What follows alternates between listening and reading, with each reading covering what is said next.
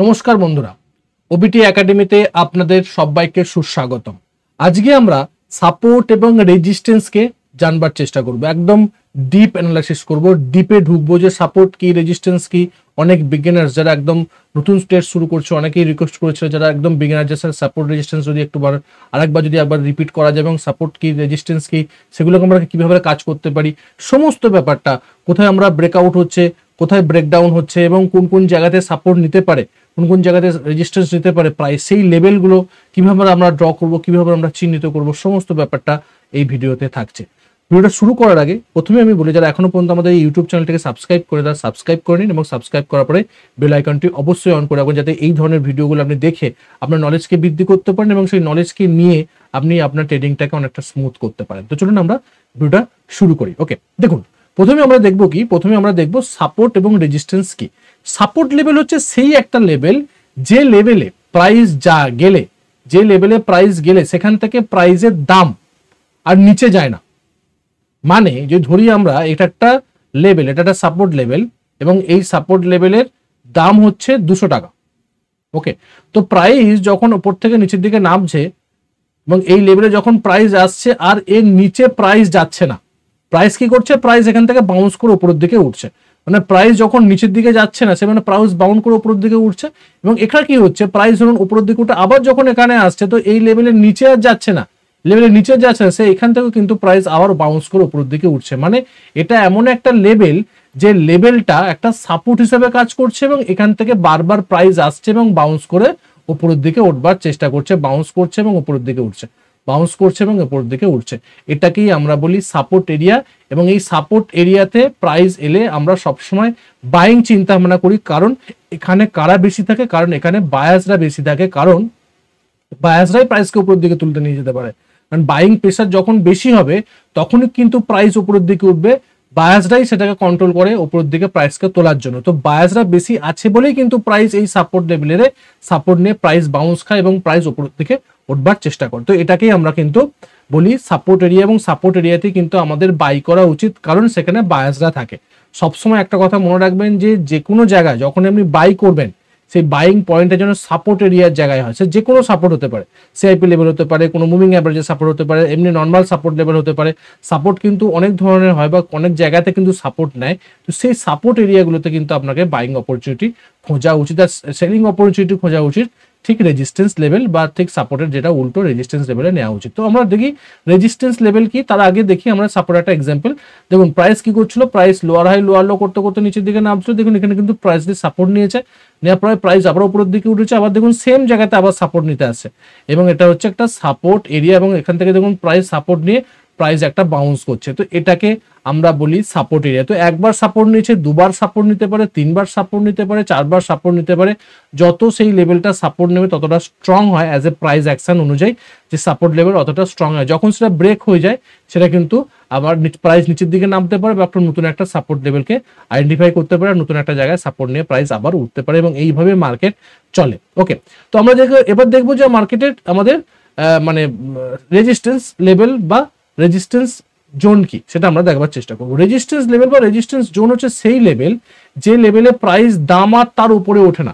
একটা লেভেল যে লেভেলে প্রাইস গেলে আর দাম ওঠে না। ধরুন এটা হচ্ছে একটা 300 টাকার লেভেল, এটা রেজিস্ট্যান্স লেভেল এবং এই লেভেলটা হচ্ছে 300 টাকা, 300 টাকার লেভেল। প্রাইস উপরে উঠছিল, এখান থেকে রেজিস্ট্যান্স নিয়ে নিচের দিকে নামছে, রেজিস্ট্যান্স নিয়ে আর মানে ব্রেক করে উপর দিকে উঠছে না, সেই ক্ষমতাটা কিন্তু নেই বায়াসদের। সেখানে কারা বেশি থাকে, এখানে সেলার্সরা বেশি থাকে। এখানে কারা বেশি থাকে, এখানে সেলার্সরা বেশি থাকে সেল করার জন্য। ওকে, প্রাইস নিচের দিকে নামলো, প্রাইস আবার উপরের দিকে উঠে এই জায়গাতে যখন আসে সেই জায়গাতে কিন্তু আবার রিজেক্ট হয়ে নিচের দিকে নামছে। মানে এখানে সেলার্সরা বেশি, তারা কি করছে, তারা প্রাইসকে সেল করছে এবং প্রাইসকে সেল করতে করতে নিচের দিকে নামাচ্ছে। তো এই লেভেলটা একটা স্ট্রং রেজিস্ট্যান্স লেভেল, যেটা আমরা 300 টাকার লেভেলকে ড্র করছি। যখন এখানে একবার রেজিস্ট্যান্স নিচ্ছে, এখানে একবার রেজিস্ট্যান্স, যদি ফিউচারে আবার যদি এখানে আসে সেখান থেকে যদি আবার রেজিস্ট্যান্স নেয়, সেটা কিন্তু স্ট্রং রেজিস্ট্যান্স লেভেল হিসাবে আমরা সেটাকে গণ্য করবো এবং সেটাকে আমরা বলবো রেজিস্ট্যান্স লেভেল। তো আমাদের রেজিস্ট্যান্স লেভেলে কি করা উচিত, যদি আমরা সাপোর্ট লেভেলে বাই করে থাকি সেক্ষেত্রে আমরা এই রেজিস্ট্যান্স লেভেলে আমাদের প্রফিটকে বুক করতে পারি, অথবা যারা শর্ট সেল করে, মানে উপরে সেল করে দিল নিচের দিকে বাই করলো ইন্টারের ক্ষেত্রে, বা যারা ফিউচারে কোনো চিন্তা ভাবনা করে শর্ট সেল করবার জন্য, তারা কিন্তু রেজিস্ট্যান্স লেভেলে সেল পজিশন রাখতে পারে, যাতে নিচের দিকে গেলে সাপোর্ট এরিয়া বা তার নিচে গেলে তারা সেখানে প্রফিট বুক করে একটা ভালো রকম প্রফিট বুক করতে পারে যারা শর্ট সেল করে। সেটা ফিউচারে করা যায়, ইকুইটিতে করা যাবে না। লং টার্মের জন্য যদি রাখতে চান, ডেলিভারিতে রাখতে চান, সেক্ষেত্রে আপনাকে ফিউচারে করতে হবে, অথবা আপনি ইন্টারনেটে ট্রেড করতে পারেন, শর্ট ট্রেড। ওকে, তো এরপরে আমরা যেটা দেখবো তার আগে একটু এক্সাম্পল দেখে নিই। প্রাইস দেখুন এখান থেকে উঠলো, এখানে রেজিস্ট্যান্স লেভেল নিয়েছে, রেজিস্ট্যান্স নিয়েছে মানে সেখান থেকে প্রাইস নেমেছে অলরেডি, কারণ এখানে সেলার্সরা বেশি ছিল, সেলার্সরা যে আছে সেটা কিন্তু আমরা দেখতে পাচ্ছি। প্লাস এখানে কি হলো, আবার যখন সেই লেভেলে গেল দেখুন এখান থেকে রেজিস্ট্যান্স নিয়ে প্রাইস এখান থেকে রিজেক্ট হচ্ছে, মানে এটা অ্যাজ এ রেজিস্ট্যান্স লেভেল হিসেবে কাজ করছে এবং এখানে একটা ভালো রকম সেলিং প্রেসার আছে, সেই জন্য প্রাইসকে এই লেভেলে যখনই যাচ্ছে প্রাইস রিজেক্ট হয়ে নিচের দিকে নামছে, এটাকে কিন্তু আমরা রেজিস্ট্যান্স লেভেল বলি। এবং প্রাইস রেজিস্ট্যান্স লেভেলকে যখন ব্রেক করে তখন আবার একটা নতুন রেজিস্ট্যান্স লেভেলকে, যেমন সাপোর্ট লেভেলকে ব্রেক করে যেমন একটা নতুন সাপোর্ট লেভেলকে আমরা ড্র করবার চেষ্টা করি, বা নতুন সাপোর্ট লেভেল একটা পাই প্রাইস, ঠিক সেই মতন প্রাইস যখন একটা রেজিস্ট্যান্স লেভেলকে ব্রেক করবে সেক্ষেত্রে কিন্তু নতুন একটা রেজিস্ট্যান্স লেভেলকে আমরা আইডেন্টিফাই করতে পারি এবং সেটা ড্র করে দেখতে পারি সেখান থেকে প্রাইসের কিরকম বাউন্স হচ্ছে বা নিচের দিকে নামার চিন্তা ভাবনা করছে। ওকে, এটা কিন্তু আমরা দেখবার চেষ্টা করতে পারি। এরপরে দেখবো যে সাপোর্ট এবং রেজিস্ট্যান্স লেভেল কেন এত গুরুত্বপূর্ণ। গুরুত্বপূর্ণ তো কিছুটা একটা কারণ আছে, কারণ সাপোর্ট রেজিস্ট্যান্স ছাড়া আপনি ট্রেড করতেই পারবেন না। আর ওই চার্টকে দেখাটা সাপোর্ট রেজিস্ট্যান্স ছাড়া আমার মনে হয় যে কোনো অর্থহীন, কারণ চার্টকে আপনাকে দেখতে হবে সাপোর্ট এবং রেজিস্ট্যান্স, কারণ সাপোর্ট আমরা বাই করবো, রেজিস্ট্যান্স আমরা সেল করবো, এটাই থাম্ব রুল টেকনিক্যাল অ্যানালাইসিসকে ট্রেড করার জন্য। তো আমরা এখানে কি করতে পারি, আমরা এন্ট্রি নির্ধারণের জন্য কিন্তু করতে পারি, যে সাপোর্টের কাছাকাছি যদি আসে আমরা বাই করতে পারি নিরাপদে, যেখান থেকে প্রাইসের উপরের দিকে উঠতে পারে। হ্যাঁ, ব্রেক করতেও পারে, ব্রেক করলে প্রাইস নিচের দিকে নামবে, সেক্ষেত্রে আমরা স্টপ লস নেবো, বাট ম্যাক্সিমাম ক্ষেত্রে দেখা যায় যে যদি সেটা স্ট্রং সাপোর্ট এরিয়া হয় তো সেখান থেকে প্রাইসের একটা বাউন্স হওয়ার সম্ভাবনা থাকবে।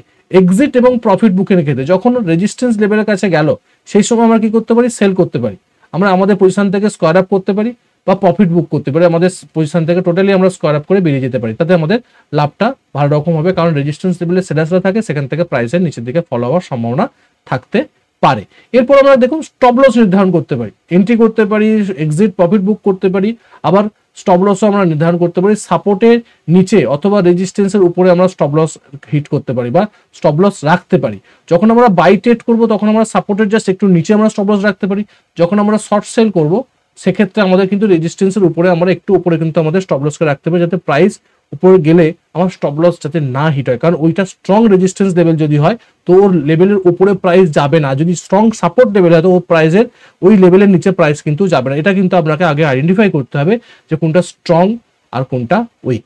ট্রেন্ডকে শনাক্তকরণের জন্য ব্রেকআউট বা ব্রেক ডাউন থেকে ট্রেড ধরার ক্ষেত্রেও কিন্তু আমরা আমাদের এই সাপোর্ট রেজিস্ট্যান্সকে আমরা ইউজ করতে পারি। ধরুন প্রাইস একটা রেঞ্জের মধ্যে আছে, একটা রেজিস্ট্যান্স লেভেল যখনই প্রাইস ব্রেক করলো তো এটা একটা সম্ভবত আপ ট্রেন্ড হতে পারে, কারণ প্রাইস একটা আপ ট্রেন্ডে মানে উপরের দিকে ওঠার সম্ভাবনা আছে, কারণ যেহেতু এটা রেজিস্ট্যান্স লেভেলকে ব্রেক করেছে। তো এই রেজিস্ট্যান্স লেভেল যখন ব্রেক করলো সেখানেও আমরা এন্ট্রি করতে পারি, পুলব্যাক যখন এসেছে সেখানেও কিন্তু আমরা এন্ট্রি করতে পারি। ঠিক সেইভাবে প্রাইস যখন একটা সাপোর্ট এরিয়াতে সাপোর্ট নিচ্ছিল বারবার ধরে, সেই সাপোর্টকে যখন ব্রেক করে যায় সেটা একটা কিন্তু ডাউন ট্রেন্ডের একটা নিদর্শন দেখায়।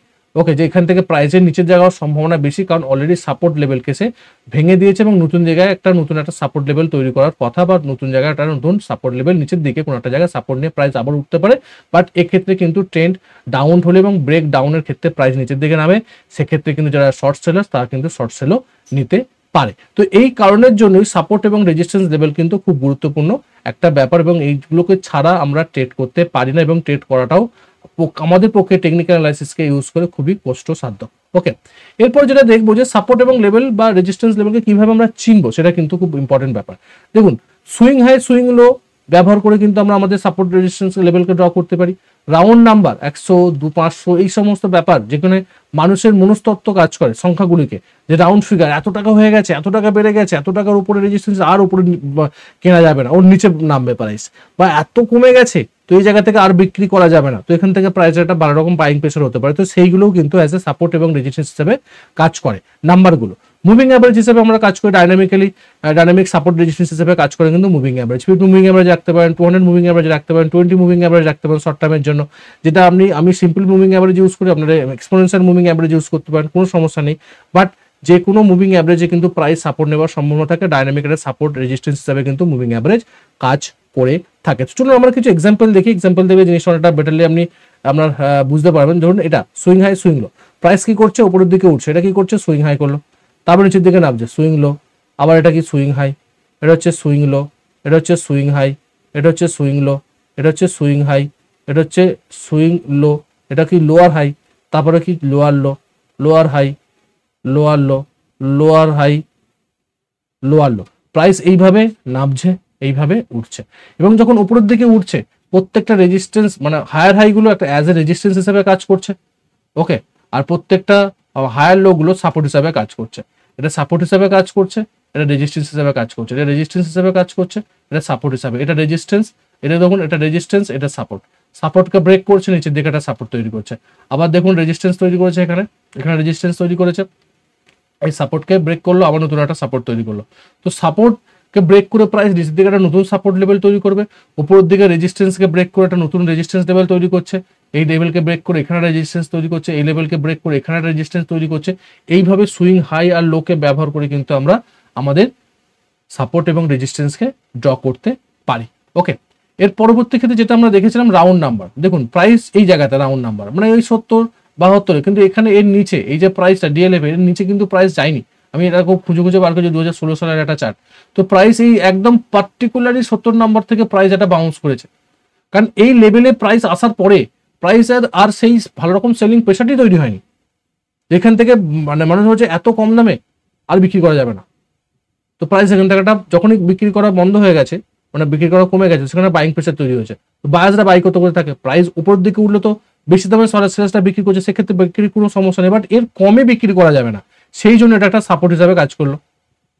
ওকে, প্রাইস এখান থেকে বাউন্স দিল, এই রাউন্ড নাম্বারেও কিন্তু একটা ভালো রকম সাপোর্ট হিসাবে কাজ করতে পারে। ঠিক সেইভাবে রেজিস্ট্যান্স যদি আমরা লেভেলকে দেখি, দেখুন 600-610 মানে এই রেঞ্জ, এই রেঞ্জের মধ্যে বারবার ধরে রিজেক্ট হচ্ছে, বারবার ধরে রিজেক্ট হয়ে প্রাইস নামছে। দেখুন এখানেও 700 থেকে 720 একটা রেঞ্জের মধ্যে 600-700 এর বেশি দামে মানে কেনা যাবে না, অনেক হাই ভ্যালু হয়ে গেছে বা ওভার বট হয়ে গেছে, যেটাকে আমরা আরএসআই এর ভাষায় বা মোমেন্টামের ভাষায় বলি, ওভার বট হয়ে গেছে, অনেক বেশি দাম হয়ে গেছে। তো প্রাইস এখান থেকে আর বেশি দামে কেনা যাবে, প্রাইস এখান থেকে একটা ফল হতে পারে। তো এখানে একটা রেঞ্জ তৈরি করছে এবং এখানে ভালো রকম একটা সেলিং প্রেসার আছে এবং এই জায়গা থেকে প্রাইস নামার সম্ভাবনা থাকে, এটা অ্যাজ এ রেজিস্ট্যান্স লেভেল হিসেবে কাজ করতে পারে। ওকে, এইগুলো কিন্তু আপনাকে দেখতে হবে এবং দেখে আপনাকে ট্রেড নিতে হবে। এছাড়া আমাদের যে মুভিং অ্যাভারেজ আছে, সেই মুভিং অ্যাভারেজ দেখুন, এটা হচ্ছে 200 মুভিং অ্যাভারেজ আর এটা হচ্ছে 50 মুভিং অ্যাভারেজ।